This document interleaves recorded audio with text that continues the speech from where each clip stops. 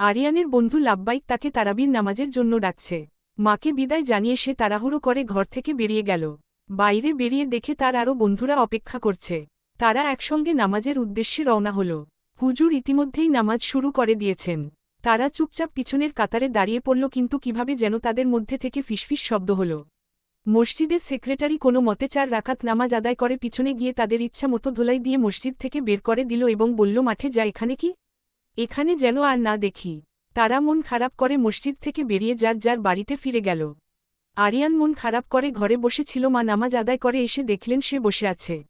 মা জিজ্ঞেস করাতে সে সব খুলে বলল এবং মাকে বলল, মা তুমি তো 5 ওয়াক্ত নামাজ আদায় করো, তোমার সাথে তো আল্লাহ সুবহানাহু তাআলার সম্পর্ক ভালো, তুমি কি তাকে একটু জানাতে পারো না যে তার ঘরে গেলে সেক্রেটারি সাহেব আমাদের বের করে দেন?